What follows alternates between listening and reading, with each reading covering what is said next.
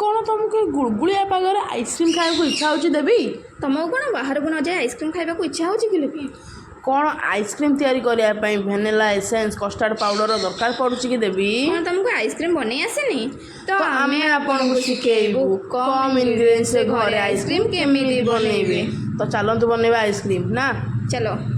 Hey guys good morning welcome to my YouTube channel मु लक्ष्मीप्रिया आपको स्वागत करुँ मोर गोटे शानदार सा यूट्यूब वीडियो रे।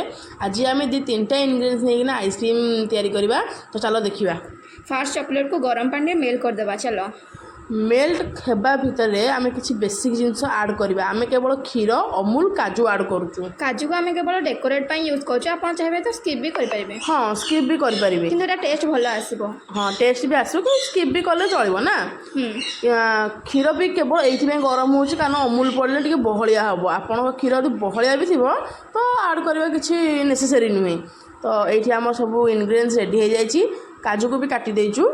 तो काजू काट सारा आइसक्रीम ऊपर जरीटा काटिकिना तलू को एमती गरम माने जो मेल्टेड चॉकलेट को तलू को करदेवे कारण गोलिया गोटे सहज हम। तापर देवी ये क्षीर पकाउची। केते परफेक्ट क्षीर देबी। मु तो पकई दे अधा मु करछि बेटा से भल भल। तापर आम सबू गोलैकिना काठी पूरेकिना देखो काजू केवल डेकोरेट ही रखाई। मेन भूल कर से गोलैनी बेसी टाइम आप गोलै देबे। हाँ गोलैनी मेन भूलटा ये आप भलसे गोलै देबे। तापर गोटे ग्लास आनिबे दीटा भीतर रखिकिना फ्रीज करदेबे।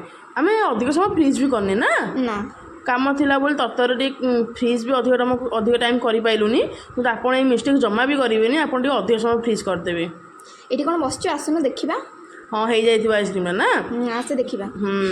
तो होपफुली आइसक्रीमटा बहुत भल होता। खाली आउ टे फ्रीज हबार थिला। देखा तो बहुत भल लगुला। काजू केवल डेकोरेट पकाई काजू से काम पूरा परफेक्ट भी कर डेकोरेट भी कर टेस्ट भी आसूची। बाय द वे तो काजू टेस्ट बढ़िया आसूची। देखो डेकोरेट बनेकी जानी पारबे टेस्टा केमिति लागुची। हाँ देखिले भी आपन पाटरू नाळ होउतबो किंतु आपन जे घरे तयारी करंतु देखिबे बढ़िया लागिवो।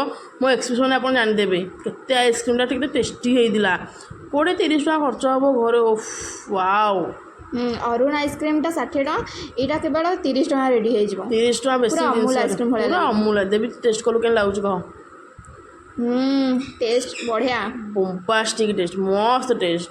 तो आपन भी घर तैयारी करंतु खातु कहतु केमिति लागिला। आई होप आपन को ये आइसक्रीम वीडियोटा पसंद होइतिबो। जदि वीडियोटा आपन को पसंद है तो वीडियो को लाइक कमेंट शेयर सब्सक्राइब कर देबे। चलो like comment share subscribe. Yes देखा गोटे नुआ वीडियो रे से पर्यंत टाटा।